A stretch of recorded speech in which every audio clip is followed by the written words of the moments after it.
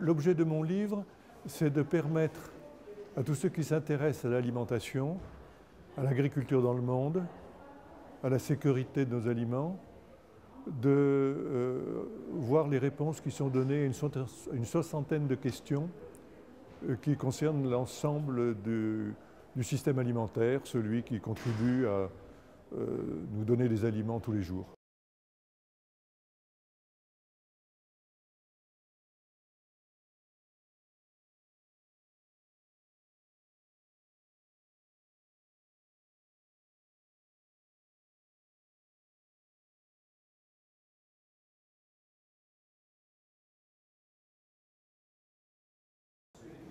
Ils ont sûrement, les jeunes d'aujourd'hui ont sûrement les clés en main parce que c'est eux qui feront notre avenir. Maintenant, il faut qu'ils ouvrent les bonnes portes avec.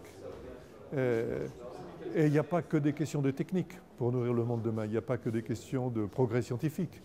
Il y a des questions sociales, des questions d'éducation, des questions d'économie, des questions de politique.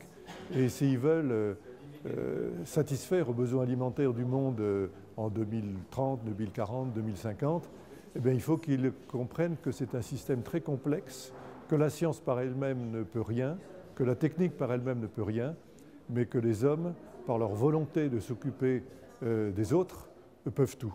Et quand ils auront compris ça, eh bien, ils auront ouvert les bonnes portes et la formation qu'ils reçoivent aujourd'hui leur permettra d'aller de l'avant. Notre monde aujourd'hui a peur de tout ce qui est nouveau, parce que les médias, parce que les sites internet, parce que les pressions de toutes sortes surfent sur l'inquiétude des gens pour défendre des positions qui sont parfois plus idéologiques que raisonnables.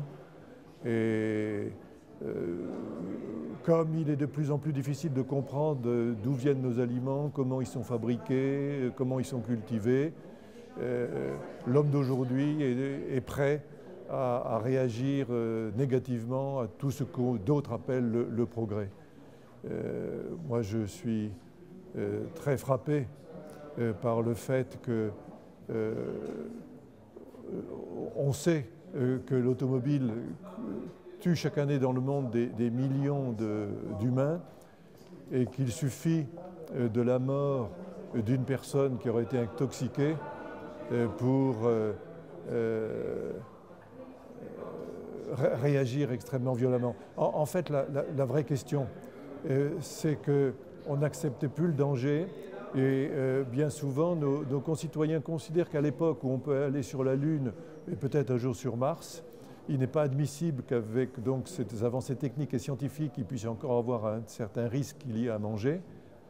Et ils sont de ce point de vue un peu paradoxal parce qu'ils n'acceptent pas ou critiquent la présence du progrès technique et scientifique dans leur alimentation. On est dans un système où à la fois on récuse la présence de la science et de la technique dans notre système alimentaire et en même temps on se scandalise qu'avec tout ce que l'on sait faire et tout ce que l'on connaît, on puisse encore tomber malade en se nourrissant. Et les médias jouent souvent sur ce paradoxe et nos concitoyens sont inquiets en permanence.